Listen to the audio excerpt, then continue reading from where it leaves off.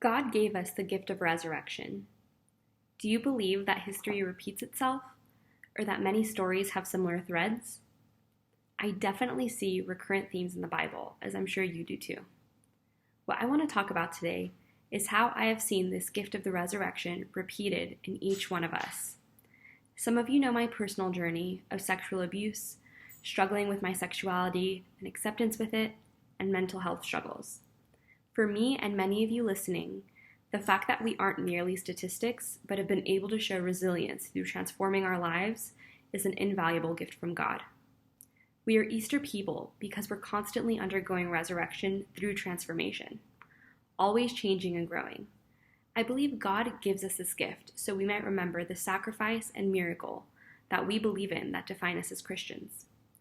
In preparing this message, my stepdad told me something Martin Luther said. We are all mere beggars, showing other beggars where to find bread. I look to others as well for inspiration, so you'll be hearing from quite a few people other than Jesus, Martin Luther, and I. One person I was really inspired by in preparing this message is Reverend Scott Monson. I don't know much about this man, but I was really inspired by his words and his meaningful reflection on what it means to be an Easter people. He said, "We are a people forgiven, healed, and renewed by Jesus' body and blood, and we are called to share that good news with the whole world." I want to note that this should be rooted wholly in love. Jesus tells and shows us time and time again that love for God and love for our neighbor is the foundation of Christian living.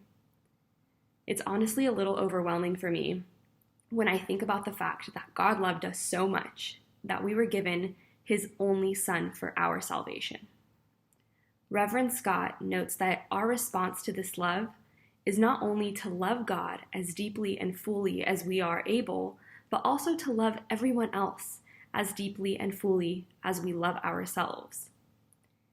Let's pause. I really want you to hear that. Love everyone as deeply and fully as we love ourselves.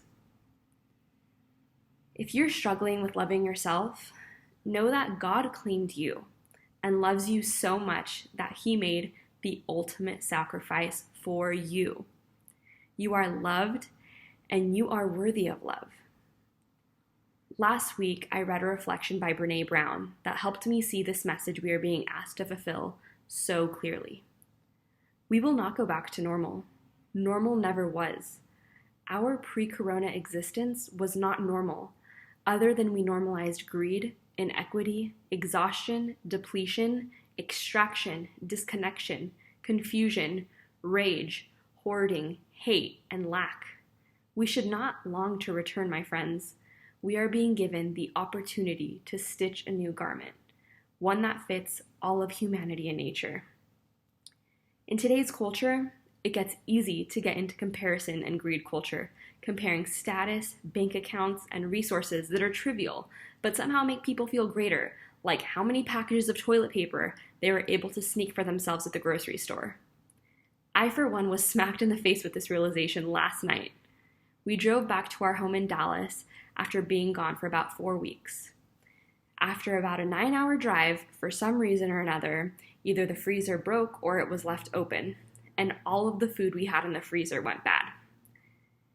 It unfreezing caused a leak, and all of our food had to be thrown out, of course. We were feeling so defeated picking up this disgusting mess at around 1 a.m. Looking back now, we were feeling so sorry for ourselves, but truthfully, we live in abundance, and we didn't have to worry about feeding ourselves for the 4 weeks prior. Especially when we feel like resources are most limited, may our hearts be called to give, because there are folks with less than we can ever imagine, let alone a freezer full of food that has perished. Rather than hoard, may we be given God's eyes to live minimally and focus on what's really important.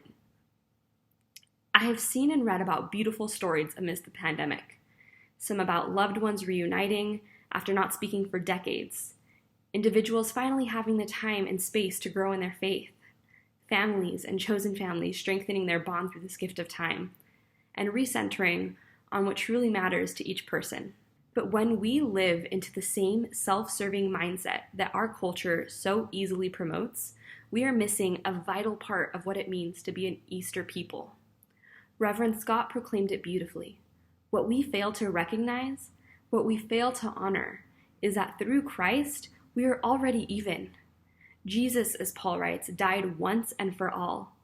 If we could begin to respect one another as equally loved, equally forgiven, and equally saved by God through Jesus Christ, we could begin to live the second of Jesus' great commandments with greater success. This is what it truly means to be an Easter people. Resurrection and transformation can't happen without pain, questioning, and doubts that happen in the liminal space. That is, if we learn to wait and let it form us.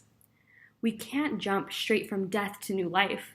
It takes sacrifice and compromise, and that's what we're learning right now with COVID, and experiencing that pain is what eventually increases our empathy and ability to love if we let the flowing energy of God do its work. Or we can choose to shut it out and stay stagnant.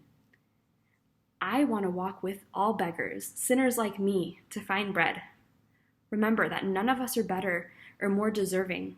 We are all loved. Let us look back on the scripture in Psalm 116, verse 12. I want to walk with all beggars, sinners like me, to find bread. Remember, none of us are better or more deserving. We are all loved. Let us look back on the scripture in Psalm 116, verse 12. What can I offer the Lord for all he has done for me? I invite you all to join me in doing the work, not staying stagnant. Let us set aside our pride and differences, because it not only causes deep fractures that further separate us from each other, but it separates us from our God.